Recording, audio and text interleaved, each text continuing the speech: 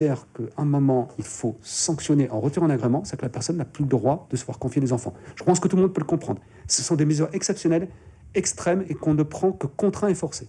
De graves accusations portées à l'attention de 12 assistantes familiales par la collectivité territoriale de Guyane. Des assistantes familiales qui sont suspendues à titre conservatoire au terme d'une enquête administrative que la CTG aurait diligentée. Il est en effet reproché à ces responsables de famille d'accueil des actes de maltraitance, voire de violence à l'encontre d'enfants placés. Parce que je pense qu'il faut que tout le monde entende.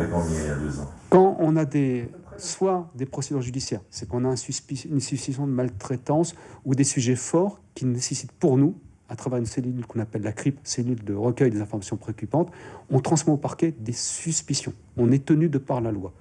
Et on a également des retraits de règlement. Des suspicions, des maltraitances. De maltraitance, par exemple de violence sur des enfants, des choses qui font qu'on considère que l'enfant placé n'est plus en sécurité, n'est plus accompagné. Alors ça peut être sa sécurité physique, sa sécurité mentale, son bien-être tout simplement. Quand un certain nombre d'informations nous sont révélées par les enfants, des informations préoccupantes, nous sommes tenus effectivement de les transmettre, de les signaler au parquet.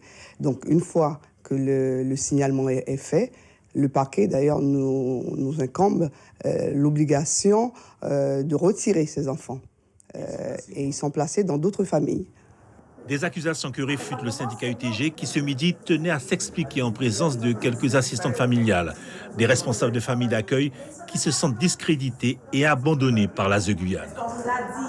Aujourd'hui, l'ASE pas qu'à accompagner les familles d'accueil. Il est livré à tous les problèmes, mais par contre, depuis qu'il y a une petite erreur qui fait, une petite bête qui fait, eh bien, il a mis en route à l'ayer et la répression qui a tombé à l'ayer. Après ça, il y a des gens qui n'ont pas envie de passer à la télé. Parce qu'ils savaient que la répression qui est tombée à fouiller. Pour l'UTG, la procédure de mise à pied à l'encontre de certaines assistantes familiales n'aurait pas été respectée. Quand les agents sont suspendus, il n'y a pas la visite du psychologue, il n'y a pas la visite de l'assistante sociale sur les conditions, il n'y a pas de visite du logement, il n'y a rien du tout dans le dossier. Donc il n'y a que l'employeur qui vient à charge. Il n'y a aucune enquête de fait. Et moi, je suis désolée pour mes collègues, pour nous tous, même moi, puisqu'à la roue tourne, que l'on m'enlève des enfants sans qu'il y ait une enquête. Parce qu'un enfant vient dire « je souffre ». Je suis tout à fait d'accord qu'il y a peut-être de la maltraitance en quelque part pour certaines.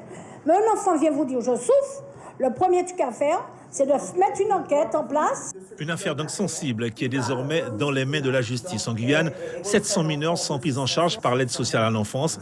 La plupart d'entre eux sont placés en famille d'accueil. L'IGAS, l'inspection générale des affaires sociales, sera dans le département avant la fin de l'année. Elle devrait faire toute la lumière sur d'éventuels dysfonctionnements au sein de l'ASE Guyane.